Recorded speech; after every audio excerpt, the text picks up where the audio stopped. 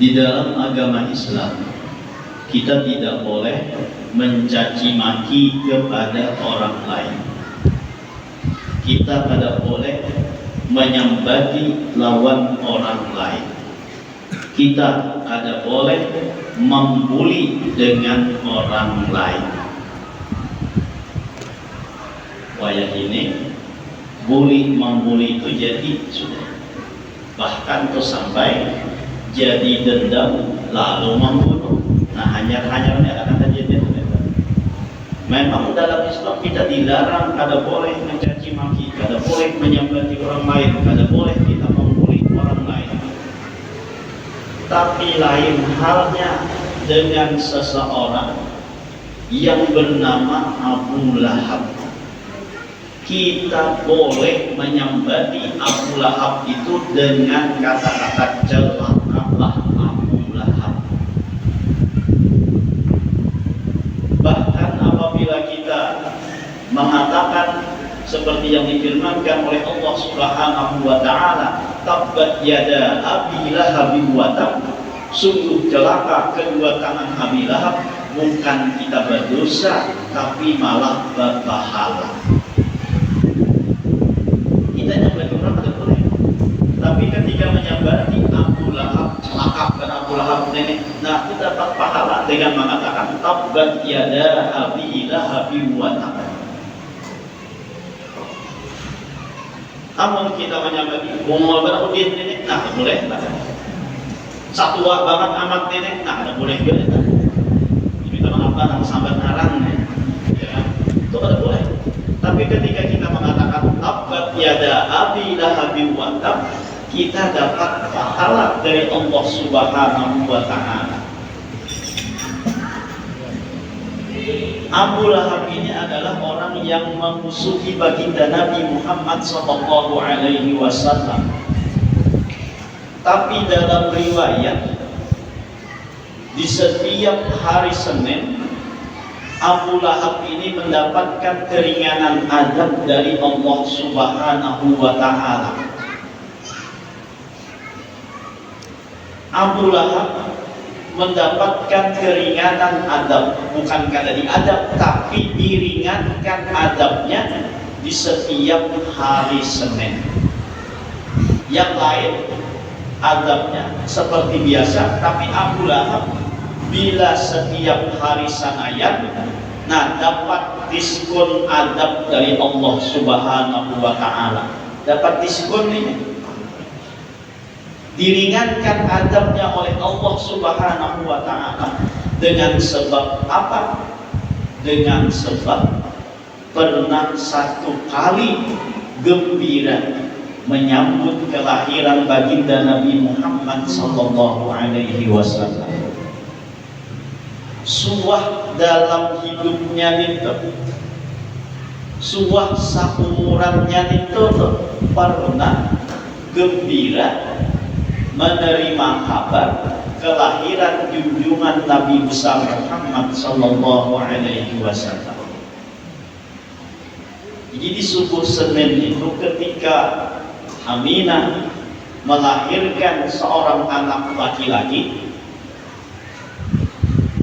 Suwaibatul Aslamiyah ini adalah budak daripada Abu Lahab, memberi kabar kepada Abu Lahab bahwa anak Abdullah telah lahir laki-laki.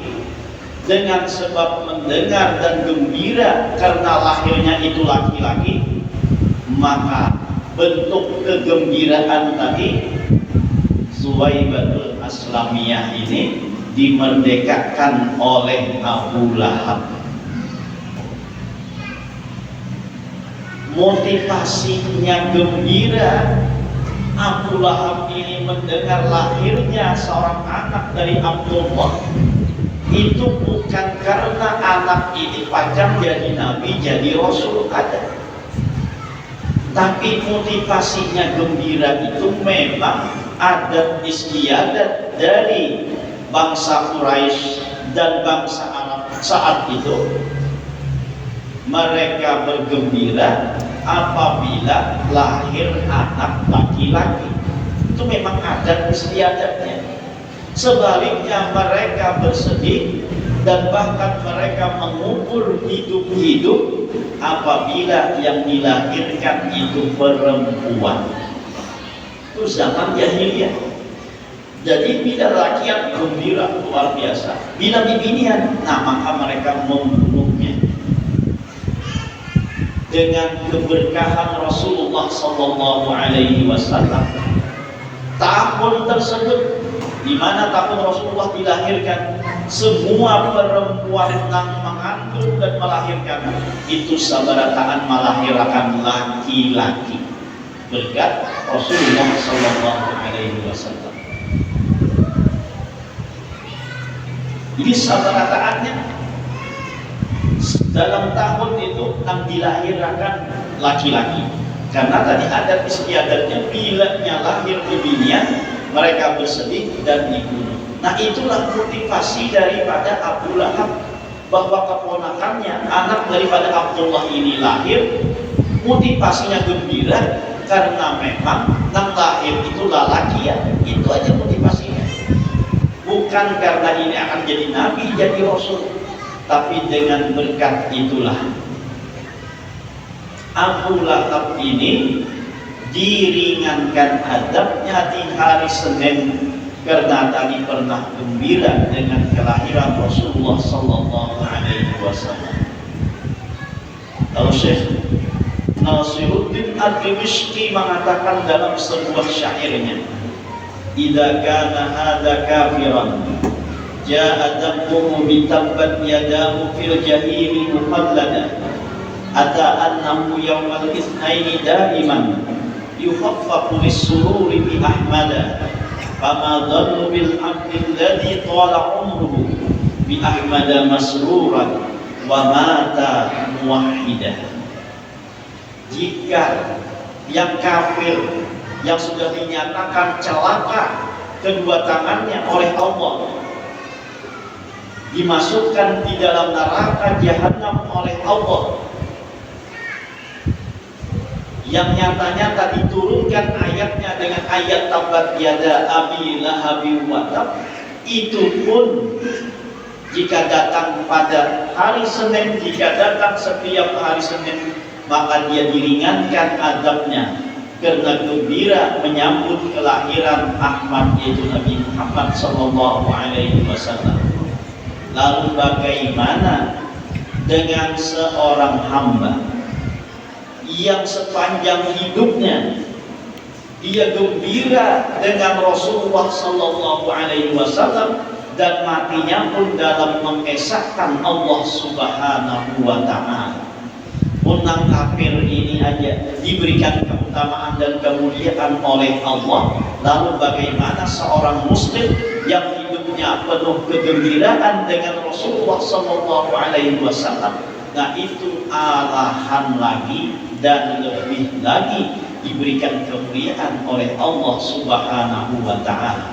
Nah patutlah kita bergembira, patutlah kita senang dengan datangnya bulan Rabiul Awal ini. Nah bentuk senangnya kita boleh jadi kita duduk-duduk nangkai ini bakumpul, nangkai ini membaca sirahnya Nabi Muhammad Sallallahu Alaihi Wasallam. Nah kita baca tadi maulid tadi itu sirahnya Rasulullah Sallallahu Alaihi Wasallam. Cuma kita berhak ada paham, tidak menggut-nggut banget. Sekalinya mengantuk, ya kan? Ada adalah, nah jadi itu dasar. Nah kita baca itu adalah membaca sejarahnya Rasulullah Sallallahu Alaihi Wasallam agar tumbuh kecintaan dan kegembiraan kepada baginda Nabi Muhammad Sallallahu Alaihi Wasallam. Dan memang itu diperintah oleh Allah Subhanahu Wa Taala. Nah, jadi kita kalian jangan mahirani itu. Lawan orang mencari dalil, mana dalil lima maulidah, ada usaha hirani. Ya kan? Ada usaha dilawani, mempanjang perkara aja. Karena masalah maulid ini sudah ada khilaf dari dahulu. Ada yang membolehkan, ada yang tidak. Nah kita umpat, alhamdulillah umpatnya memuliakan itu. Dasarnya apa? Tadi antaranya salah satunya dasar kita bergembira dengan menyambut kelahiran junjungan baginda Nabi besar Muhammad sallallahu alaihi wasallam. Dan dalil lainnya Allah mengatakan, Allah berfirman, "Qul bi fadlillahi wa bi rahmatihi wa bidzalika falyafrahu." Katakan wahai Muhammad, dengan karunia dan rahmatnya Allah, maka hendaklah mereka itu bergembira. Jadi bila kita diberikan karunia, diberikan oleh Allah rahmat, maka kita diperintahkan oleh Allah untuk bergembira. Lalu pertanyaannya, adakah karunia dan rahmat Allah yang lebih besar daripada lahirnya dan diutusnya baginda Nabi Muhammad sallallahu alaihi wasallam? Adakah yang lebih ganas daripada itu? Karunia dan rahmat Allah yang lebih besar daripada lahirnya dan diutusnya baginda Nabi Muhammad sallallahu alaihi wasallam. Adakah yang lebih ganas daripada itu? Maka jawabnya ada. Karena memang Allah sudah mengatakan, wa ma arsalnaka illa rahmatan lil alamin. Wa ma arsalnaka illa rahmatan lil alamin. Tidaklah kami mengutus engkau wahai Muhammad kecuali membawa rahmat bagi sekalian alam. Artinya Rasulullah ini diutus oleh Allah dengan membawa rahmat kepada seluruh alam. Berarti rahmat inilah yang paling besar. Nah sehingga wajarlah kita bergembira karena tadi diperintahkan oleh Allah, qul bi fadlillahi wa bi rahmatihi fa bidzalika falyafrahu. Ini wajar kita bergembira, wajar kita bersenang hati, wajar kita berkumpul-kumpul maka ini untuk menyambut kelahiran baginda Nabi Muhammad sallallahu alaihi wasallam. Di Abu Lahab saja gembira sekali diberikan oleh Allah, Allah tidak melupakan kegembiraan tersebut, apalagi orang yang beriman selalu gembira dengan Rasulullah sallallahu alaihi wasallam. Nah, jadi Rasulullah sallallahu alaihi wasallam kita baca sejarahnya pulang.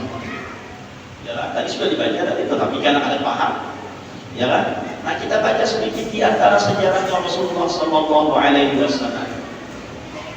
Lahir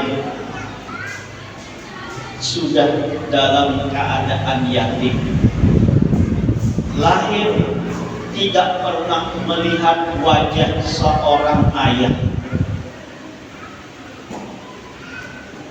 Jadi mulai lahir, mulai dalam kandungan sudah Rasulullah ini mendapatkan ujian, cobaan, rintangan, halangan dan berbagai macam kesedihan hidup. Kenapa? Ayah Rasulullah itu diwafatkan terlebih dahulu oleh Allah agar menjadikan Rasulullah ini menjadi seorang yang teguh, menjadi seorang yang tidak cengeng, yang ada bersandar lawan abah, kada mengandalkan abah. Jadi dimatikan dan diwafatkan terlebih dahulu agar Rasulullah ini ada menyandarkan dan mengandalkan seorang ayah. Imam Ali mengatakan laisal fata, apa itu? Man yaqulu kana abi walakinnal fata man yaqulu ha anada. Bukan seorang pemuda yang mengatakan itu adalah abahku, itu adalah paiku, itu adalah keturunanku, itu adalah nenek moyangku. Nah, bukan seorang pemuda yang benar-benar pemuda, tapi ujar Imam Ali karramallahu wajhah, seorang pemuda itu adalah orang yang mampu mengatakan dalam kesuksesannya, inilah aku, tanpa harus bersandar dan mengandalkan jasa orang tua. Inang bujur-bujur pemuda itu dasarnya nama apa namanya nang marintis seorang nang bujur-bujur inya tu nang begawi seorang adalah seorang pemuda itu bukan dinamakan seorang pemuda itu yang hanya mengandalkan keturunan, nama andalkan abahnya, nama andalkan kainnya dan datuk-datuknya. Itu abahku itu subing itu abahku sang pejabat itu. Nah itu bukan pemuda itu. Jadi anaknya pemuda itu adalah seorang yang merintis dengan sukses tanpa harus mengandalkan dan mengagungkan kepada orang tuanya. Larang pemuda, maka disinilah Allah Subhanahu wa Ta'ala mengambil Nabi Daud ayah baginda Nabi Muhammad agar Rasulullah ini tidak menjadi anak yang cengeng, menjadi anak yang lemah, menjadi anak yang hanya bisa mengandalkan kepada orang tuanya. Tuh, keturunan sugih itu seorang pak miskin. Ini adalah keturunan yang ada 8 di sini. Jangan seorang mengandalkan tuh kalau warga yang sugi itu abahku sugi, kaiku sugi, datukku sugi. Ika pan bilang apa jadi miskin? Aku jangan turun ke 8 bangnya. Nah, sekalinya kai datuk tuh suginya sampai keturunan ke 7 aja sekalinya. Ya. Atau jangan mengandalkan lawan orang lain. Nah kayak itu ini menjadi pelajaran bagi seorang ibu muda yang diambil suaminya saat dalam mengandung anak. Ini luar biasa. Suasana kesedihannya itu luar biasa. Mbak, ini seorang mengandung, seorang dalam keadaan berkhianat, laki meninggal dunia, mengkurang-kurang ini bisa stres jadinya. Nah maka hendaknya bagi seseorang perempuan yang mendapatkan ujian dan musibah seperti ini, maka hendaknya bercermin kepada Sayyidah Aminah, ibu daripada baginda Nabi Muhammad SAW, yang mampu yang mampu menjalani hidup walaupun harus dengan sendirian tanpa didampingi oleh suami. Itu jadi pelajaran juga untuk lawan ibu-ibu tuh.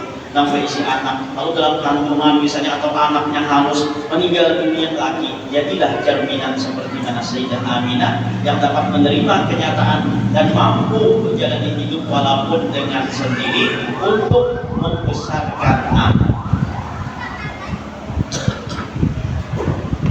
Jadi rata-rata orang yang sukses itu biasanya jalan pertamanya ini penuh dengan kesedihan, penuh dengan ujian dan cobaan. Itu dua arwah paman legupan itu. Sidin mulai hulu sungai kagabut itu awalnya karena kesulitan ekonomi aja. Tulang kagabut sini bapak membilupah batanam atau membilupah mengatam. Itu riwayat sidin itu jadi tak gambut itu. Ada langsung berdakwah pak gambut itu. Batanam mengatam. 4 karena digambut itu dulu. Nah, atau apa namanya? Terkenal dengan bahumanya. Jadi sidin waktu di sekolah Darussalam itu besi kawan ngarannya Hamdani, namanya jadi guru-guru Haji Hamdani. Nah, itu nak orang gabut, nak asli. Jadi bilanya musim tanam, umpat lawan kawan ini membilupah batanam, membilupah menatam. Duitnya pajak ongkos sekolah. Buitan kan tapi kawan juga mau ongkosi karena anak juga yang lain udah nanti ongkosi kelima nanti ongkosi. Jadi mencari duit seorang secara mandiri. Bilanya musim tanam, empat kegambut tanam. Kalau kainan waktu karena orang tahu ini Darussalam, kalau ada nama muda ya ceramah. Nah dari situ awal-awal. Lalu ketika sudah tamat di kampung ada 3 wilayah, tulang kagambut sini. Dahulu sudah ada patuhan ini haji ini patuh. Lalu mengangaruni namanya pengumaan. Nah lalu sambil umpat mengajar lawan kawan ini, karena abahnya kawan ini menjadi kepala madrasah. Jadi kepala madrasah, nah jadi sambil pengumuman, sambil mengajar. Dan akhirnya kawin lawan orang situ juga. Siapa yang diambil kawan? Adik kawan tadi juga. Adik kawan, ya kan? Daripada kalahin juga, nah adik kawan. Jadi adik daripada Haji Hamdani tadi Pak, itu yang diambil ini. Nah jadi mintuhan baisi madrasah, apa isi madrasahnya jadi kepala madrasah tak? Naranya Nurul Jannah, nang tempatnya nang kesana pada pondok, ke sana lagi ada situ madrasah Nurul Jannah. Nah itulah awal-awal sebelum berdirinya pondok pesantren Al-Mursyidul Amin. Jadi sebelum berdirinya pondok Al-Mursyidul Amin, jadi di situ dulu Sidin mengajar madrasah sambil pengumuman. Kita bisukan sembahyang subuh untuk pengumuman dulu. 7:30 naik mandi jam 8 turun mengajar. Siang kita mulai pulang turun ke pengumuman pulang. Nah itu kemudian awal-awal harus sambil berdakwah ada undangan, sambil berdakwah sambil ada undangan. Nah akhirnya itulah yang mendasari nama awali sedikit sama apa awalnya ada di gambut nih. 50 upah dong. Tang di kampung itu sudah mobil upah itu macam-macam.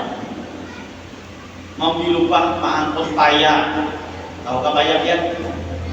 Nah di kampung kami itu di Hulu Sungai itu naraknya terkenal dengan kampung pai ikan. Karena ini dalam pai ikan karena rata-rata sabarataan besi itik. Lalu, nah benarannya paya itu nang dimakan itik itu. Nah itu, nah benarannya banyak datang di situ. Lalu untuk menyabaranakannya ada jalan raya, jalan sebarang. Nah menyabaranakan itu kadang mobil upah pulang karena jalannya kadang-kadang kenapa masuk mobil, lalu mobil upah payah itu nah sepanjang kira-kira meter, lalu dicatok jalan di sebelah, nah ditarik penggulung sampai ke sebarang itu suah juga dilaporkan sini. Badamu, tahu kalian badamu itu hapau itu ya hutan mencari kayu. Jika dijual kayunya dapat duitnya. Dahulu ada dapat lagi illegal logging itu ada lagi bahari itu. Supaya ini benar illegal logging nanti mencari kayu ada boleh lagi enggak dulu bebas saja. Tapi pang mencari kayunya pakai kapak, mulai ininya pakai mesin berataan habis hutan itu dibabatnya. Enggak betul ya pakai kapak aja nah. Ada setengah bulan, sebulan hanya dapat duit. Nah itu dahulu awal-awalnya. Adanya Pak sukses langsung, Pak jarang orang yang sukses itu dengan melalui jalan yang mudah. Biasanya sukses itu selalu ada rintangan halangan. Bila mampu melewatinya, nah makanya itulah terasa kesuksesan tersebut dengan nilai yang baik. Jadi merasakan sukses itu dengan nilai yang baik, pun kadang melalui ujian dan cobaan dahulu, ada terasa nyaman sukses kita. Nah, jadi baginda Nabi Muhammad SAW itu ditempa dengan berbagai macam kesedihan. Umur 6 tahun kuitan meninggal. Ayo. Umur 6 tahun mama bini pulang meninggal, kuitan bini pulang meninggal. Kita awak merasakan umur 6 tahun itu anak umur memanjaannya lawan kuitan, apalagi orang kita di binian manja luar biasa itu. Nah disinilah Allah memutus pulang. Jangan sampai berharap lawan kuitan, jangan sampai hati terpaut dengan kuitan. Maka Allah Subhanahu wa Ta'ala mengambil beliau dalam umur 6 tahun, meninggalnya pulang di negeri Abwa, di suatu daerah yang bernama Abwa. Ketika pulang dari menjenguk Abah, mengilangi kubur Abah. Jadi ketika sudah berumur 6 tahun, itu dibawa oleh Sayyidah Aminah ke Madinah sambil mengenalkan keluarga-keluarga yang ada di Madinah dan sambil mengilangi kubur kuitan atau kubur laki daripada Sayyidah Aminah tersebut. Bulik dari situ lalu meninggal, yang bernama tadi di suatu daerah bernama Abwa, 6 tahun digaduh pulang oleh kain. Kada lawas pulang 2 tahun kain gaduh, umur 8 tahun meninggal kain. Digaduh pulang oleh Abu Thalib, kain bernama Abdul Muthalib. Nah, paman beliau bernama Abu Thalib. Ya, kita terpaling nih. Kain sidin Abdul Muthalib, bila paman sidin Abu Thalib. Nah, terus jangan sampai terpaling kan. 8 tahun meninggal, 4 memarina. Ayo. Hidup 8 tahun sudah sebatang kara, abah kada, mama kada, bakai kada. 4 memarina. Memarina ini pulang jaka suki. Memarina ini orangnya fakir dan banyak berisi anak. Sehingga umur-umur itu Rasulullah sudah 4 begawi. Napa gawi ya Rasulullah? Maingon kambing, mambilupah, maingon kambing. Umur 12 tahun sudah merintis 4 lawan paman ke negeri Syam berjualan. Umur 12 tahun sudah berjualan ke luar negeri. Menwayah ini anak kita umur 12 tahun masih memanjaannya, masih raramiannya, masih mama bukannya, nah mainnya. Ya kan? Oh, anak kita ini Rasulullah umur 12 tahun sudah bercari untuk penghidupan. Karena memarina hidup biasa juga, sederhana juga. Umur 25 tahun kali kedua beliau berdagang ke negeri Syam, menjualkan barang-barang Sayyidah Khadijah radhiyallahu anha. Nah, jadi itu nang gawian nang berdagang-dagang hendaknya tanah makan niat bahwa berdagang ini aku mengumpati Rasulullah sallallahu alaihi wasallam. Nang berdagang-dagang gawian niatakan bahwa aku berdagang ini umpat Rasulullah sallallahu alaihi wasallam, mengikuti jejaknya Rasulullah sallallahu alaihi wasallam. Tapi jangan niat saja Pak, pedagangnya membumuli, nah jangan ya. Ibadah umpat Rasulullah tapi membumuli. Itu ada niat, ada sesuai niat kalau perbuatan. Kalau Rasulullah berdagang secara jujur, bahkan jujurnya Rasulullah sallallahu alaihi wasallam sampai-sampai dalam riwayat, nah mahabarakat ini modalnya sekian, kasarah aja menanak malah biji berapa, karena orang tertarik dengan cara, nah pandangannya dengan cara transaksinya Rasulullah, orang malah biji itu dengan senang hati, sehingga barang-barang Rasulullah cepat habis dibandingkan lawan yang lain-lain. Nah, jadi Rasulullah ini mengatakan dalam sebuah sabdanya, at-tajiru saduq ma'i fil jannah. Orang yang pedagang yang jujur itu kaina beserta aku di dalam surga. Asal jujur. Kamu pedagang manipu, nah itu kada sesuai dan kada cocok lawan Rasulullah sallallahu alaihi wasallam. Bahwa orang kaya ini pedagang, yang penting dapat keuntungan, yang penting dapat tuh apa namanya, dapat laba yang banyak. Pokoknya berjualan itu berdusta, ngarampun, yang sumpah kenapa, yang penting dapat untung, bahkan manipu, yang penting dapat untung. Padahal berdagang itu niatnya selain mendapatkan keuntungan dunia, ada lagi keuntungan akhirat. Kenapa keuntungan akhiratnya? Bersama Rasulullah di dalam surga. Nah itu alahan lagi itu nikmatnya. Bersama Rasulullah dalam surga itu nikmat yang paling itu yang seharusnya kita kejar. Sudah ada untungnya biar sedikit asa kawak sudah tuh kita. Iya lapas ya kita. Ya kan, yang penting kita niat kayak Rasulullah berdagang lalu agar bisa bersama Rasulullah SAW di dalam surga. Jangan berdagang cuma itu. Kawan, tangan, limbah dipadahi, nukar di Banjar, ya kan? Nukar di Banjar perasaan paling larang, nah itu baju seorang yang nukar di Banjar. Sekali di kampung di pasar Tunggi, harganya murah benar. Maka sama miliknya atau sama kainnya kayak itu. Perasaan tadi itu rasa bagus sudah tadi itu.